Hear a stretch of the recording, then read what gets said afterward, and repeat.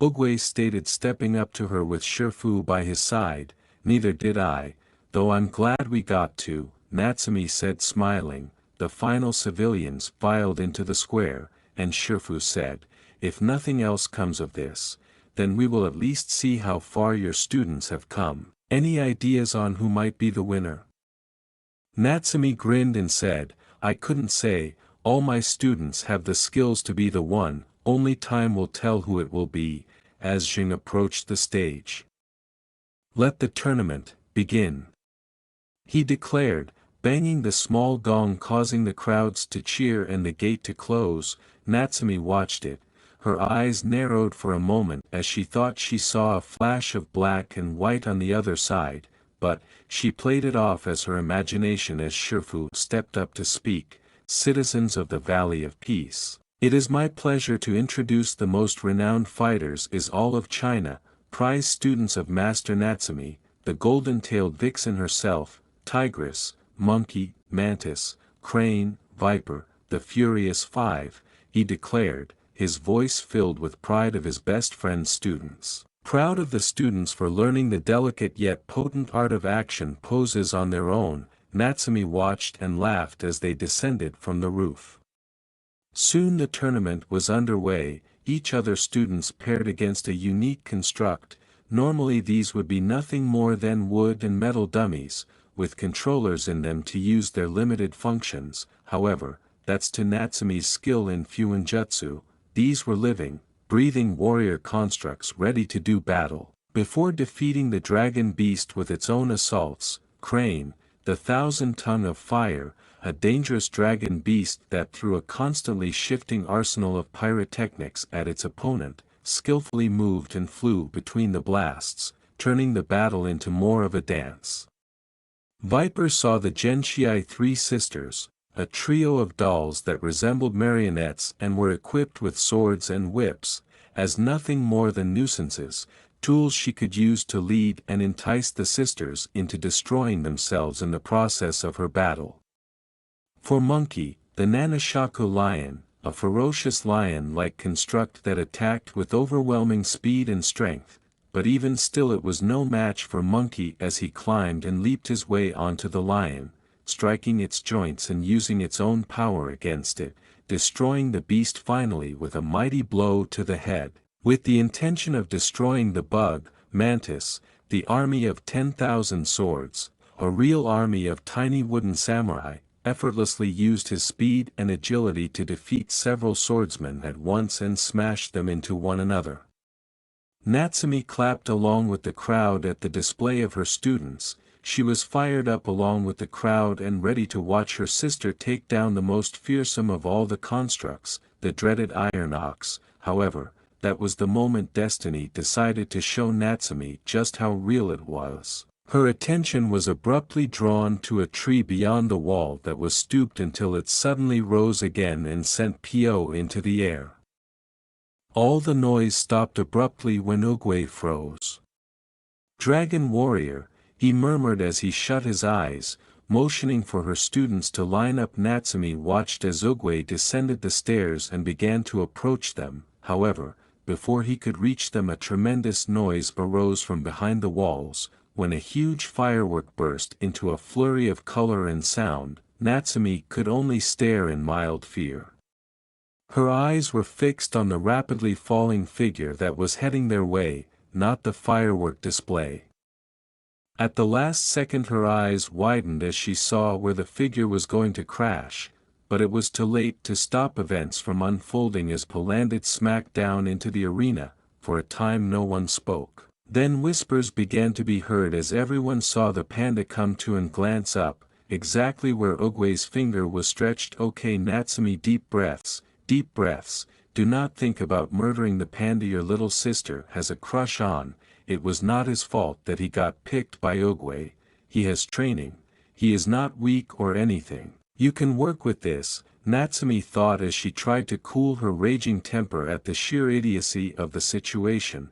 After being declared the Dragon Warrior by Oogway, Pa had been hauled off by a palanquin up to the Jade Palace to retrieve the scroll, or at least he was on paper. There was absolutely no way Shifu or Tai Lung or herself for that matter were going to allow him to have the scroll until he had proven without a shred of doubt he was ready. She sighed as she opened her eyes to see her master after hearing footsteps nearby. I assume you are upset about my choice of the young panda, Oogway said. Natsumi acknowledged that they needed a plan because they had to work with Pa. It's not that, master, your choice, the universe choice, whatever you want to call it, it's all up to you, she said. I have faith in you, my student. You have shown time and again that any challenge is simple if one can find the right angle to come at it from, Oogway told her. Thank you, master, Natsumi said, bowing to him before turning. I better go and chat with him, knowing Shifu he's already read the boy the riot act. She muttered before heading back up the stairs to the temple itself. You are not ready to fight, you are not ready to be the dragon warrior, and you most certainly are not ready to have that scroll, so, get this through your head, until otherwise you are not the dragon warrior. Shifu's voice drifted through the open door, followed by a thump and a door closing, as she noticed the doors were slightly open when she arrived at the top. Don't take what he said personally, Pa. Shifu gets grumpy when things don't go his way, Natsumi told him as she entered the room and saw Pa getting himself up off the floor and looking depressed. But, I mean, is he right?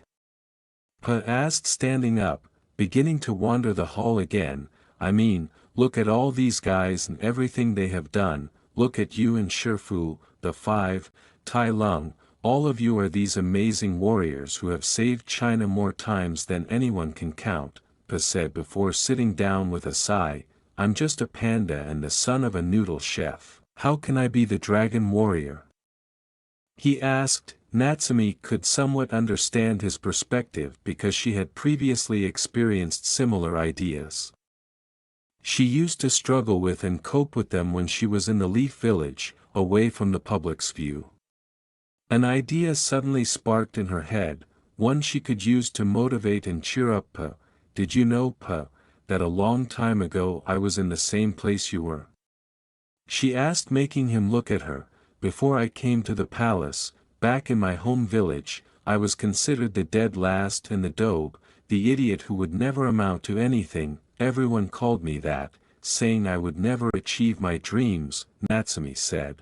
Walking over, she sat down with him. And you know something? For a while I thought the same thing as well, that I would never be able to crawl my way out of my lot in life, she acknowledged, shocking him. But, now you're one of the strongest kung fu masters in the country. What changed? Asked Pa. I stopped, she said simply, confusing him. I stopped listening that voice, stopped listening to what other people thought. I threw myself into training, started believing in myself, and realized that it didn't mean shit about where I started, because if I worked my soul to the bone for it I could go anywhere and do anything, she said, standing up again. Pa, no one is expecting you to be amazing straight out of the gate. That's what we're here for, to teach you all that you will need to know, to make you into a dragon warrior. You can be just as good as us, if not better. All you have to do is pick yourself, take it one step at a time, and give it everything you have. Natsumi said. Pa stood before her with resolve in his eyes as he gazed out over the valley, his mind processing everything she had said. The more he thought about it, the more a fire grew in his chest. Then, master, please teach me, he said, bowing to her. Before turning to face the training hall, she smirked and laughed, saying, be warned, this won't be easy, and somewhere along the way you'll probably throw up, a lot, but keep working at it, and you'll get there. Come on then, we have a lot to cover, and not a lot of time to cover it, she said as she walked towards it, Pa following closely behind.